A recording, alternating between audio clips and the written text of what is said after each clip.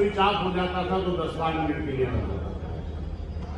क्योंकि जब मैं काम करने जाता था मिर्जापुर, इलाहाबाद, फैजाबाद, देवीपाटन, बस्ती, आपके मंडल में तो मैं खाली सुरक्षित सीटों पे काम किया था।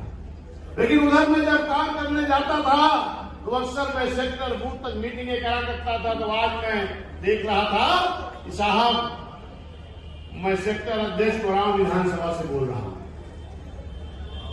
मैं विधानसभा सचिव बोल रहा हूं।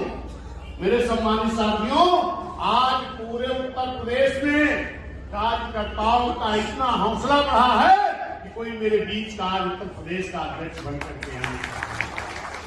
मेरे सम्मानित साथियों, मैं बहन जी का आभार प्रकट करना चाहता हूं और माननीय बहन जी को धन्यवाद दे रहा हूं, आभार प्रकट कर रहा हूं कि माननीय बहन जी जिस कार्यकर्ता को आपने कार्यकर्ताओं के बीच में भेजा है, आज पूरे उत्तर प्रदेश का कार्यकर्ता अपने आप को प्रदेश अध्यक्ष समझकर काम पर लगा हुआ दिखाई पड़ रहा है। क्योंकि मेरे सम्मानित साथियों, 20 तारीख को माननीय बहन जी ने अध्यक्ष बनाया है, 23 तारीख को शाम को बनाया गया, 21-22 माह को 2 दिन में व्यय किया था। 23 तारीख को पहला दौरा मैं अयोध्या मंडल का जब शुरू किया, लखनऊ से फैजाबाद अयोध्या की दूरी मात्र 120 किलोमीटर है। लेकिन वहां से जब मैं चला तो 9:30 बजे चला हूं साथियों, और फैजाबाद में मैं आकर के 3 बजे पहुंच पाया हूं। इतना प्यार लाल कार्यकर्ताओं ने दिया, इतना उत्साह कार्यकर्ताओं में रहा। उसके बाद 24 तारीख को मैं देवीपाटन मंडल में रहा, फिर आपके 25 तारीख बस्ती मंडल में भी रहा, और आज 26 तारीख में आपके बीच में आया हूं। आज भी मैं देख रहा हूं कि बस्ती से ही तमाम कार्यकर्ता हमारे प्यार मोहब्बत देने के लिए, आशीर्वाद देने के लिए पूरे रोड पर यहां से लेकर के बस्ती तक नजर आ रहे थे। निश्चित है कि बहुजन समाज पार्टी के कार्यकर्ताओं में एक बड़ा जोश देखने को मिल रहा है।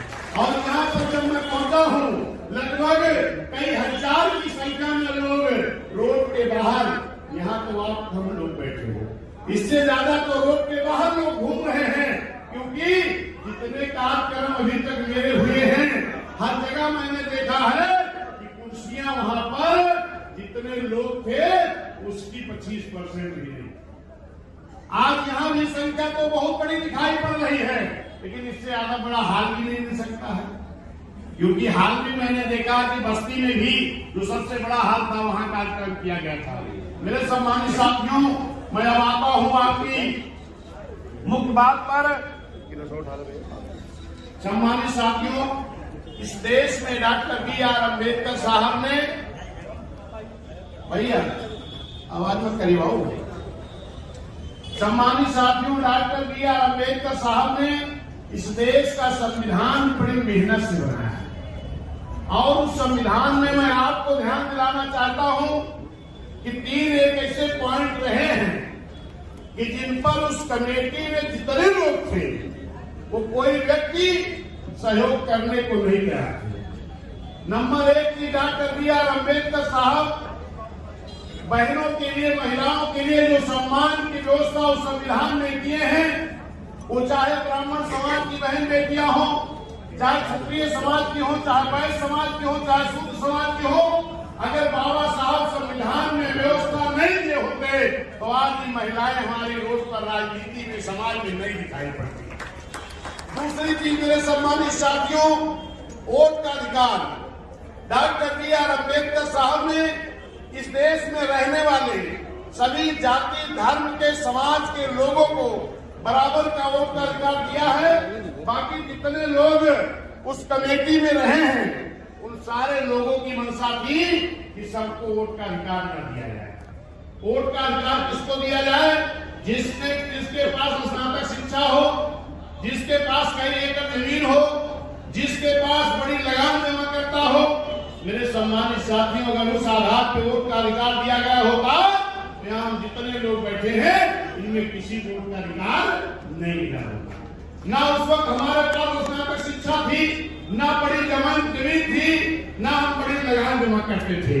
लेकिन डॉक्टर B.R. अम्बेडकर साहब ने कहा कि नहीं, अब रानी की पेट से राजा नहीं पैदा होगा, वोट से राजा पैदा होगा। तो वोट का अधिकार सभी जाति धर्म समाज के लोगों को बराबर का देने का काम किया जाएगा। मेरे सम्मानित साथियों, तब जाकर के सभी लोगों को वोट का अधिकार मिला। और तीसरा पॉइंट है आरक्षण। वहां बैठे हो।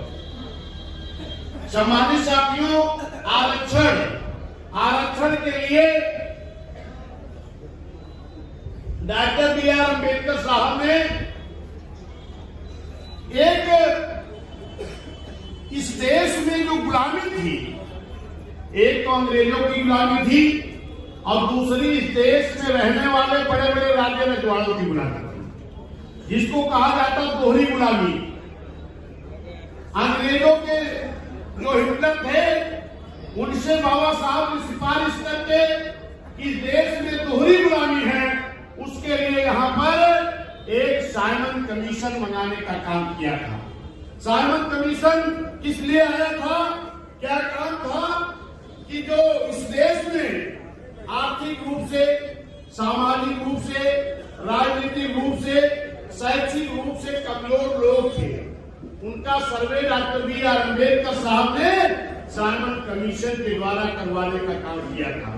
लेकिन उस वक्त मेरे साथियों, जो तमाम लोग कहते हैं, हमारे पिछड़े समाज में अक्सर लोग चर्चा करते हैं कि बाबा साहब ने तो वो आरक्षण उस वक्त शिवकाश को दिया था, तो ये गलत बात है।